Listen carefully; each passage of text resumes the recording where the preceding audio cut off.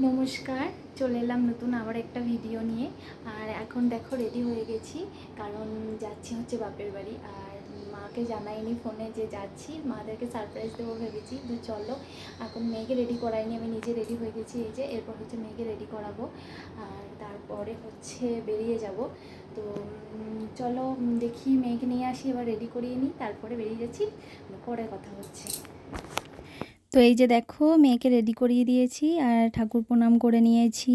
আর মেয়েও ঠাম্মি দাদুকে প্রণাম করেছে, আমিও তাই।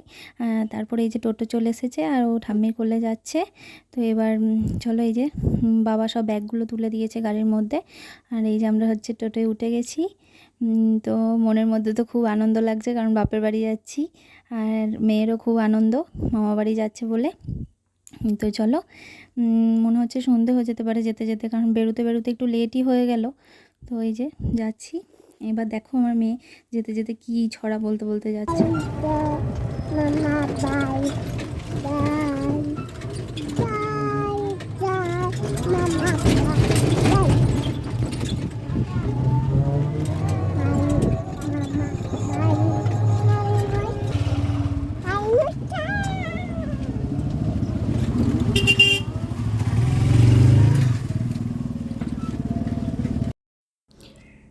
তো এই যে দেখো, আর এই তো অর্ধেক রাস্তা চলে এসেছি, আর অর্ধেকটা যেতে আছে। তো এখনও যে যাচ্ছি, এই সন্ধে তো হয়েই যাবে, জানি না। একা একা যাচ্ছি, একটু ভয় ভয় লাগছে, দেশের যা পরিস্থিতি। তো এই যে, আর যে আমরা তো সকলেই জানি যে আর.জি. কর হসপিটালের মৌমিতা দেবনাথের সঙ্গে যে নৃশংসভাবে তাকে খুন করা হয়েছে এবং তাকে ধর্ষণ করা হয়েছে। তো সেই জন্য এখানে সবাই রাস্তায় নেমেছে প্রতিবাদ করার জন্য। তো আমরা সকলেই বিচার চাই, শাস্তি হোক, এটাই চাই। বিচার করি, বাবু জানি না, তো সেটাই বসে রয়েছে যে কবে আমরা বিচার হবে।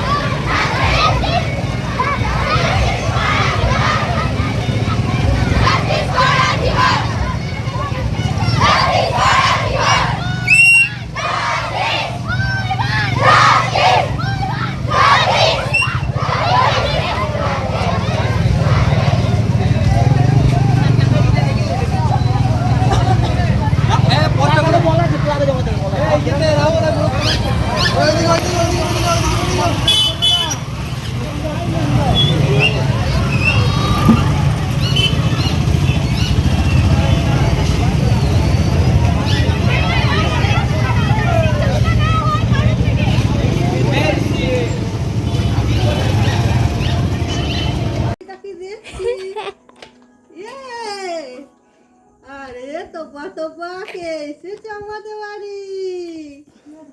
চিনতে হঠাৎ চিনি চলে এসছে।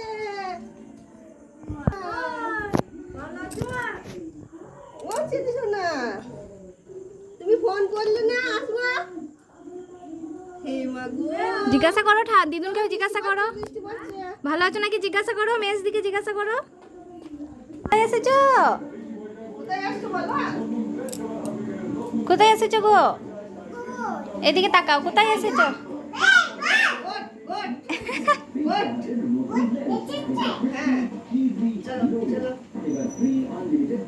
তুমি কোথায় এসেছো দেখি? তো এই যে দেখো পৌঁছে গেছি, একদম ঘেমে গেছি, এত গরম না। আর এই যে মায়ের রিয়াকশান তো দেখলেই তোমরা, মাকে তো না বলেই এসেছিলাম। তো চলো, এখন এই যে ফ্রেশ হয়ে গেছি। এত গরম করছিল না, সবার আগে এসে শাড়িটা চেঞ্জ করে নিলাম, ফ্রেশ হয়ে নিলাম। এবার হচ্ছে মেয়েকে খাইয়ে নেব। তো চলো, আজকে এই পর্যন্তই। সকলেই খুব ভালো থেকো, সাবধানে থেকো, আর সবাই একসঙ্গে বেঁধে থেকো। তো চলো, বাই।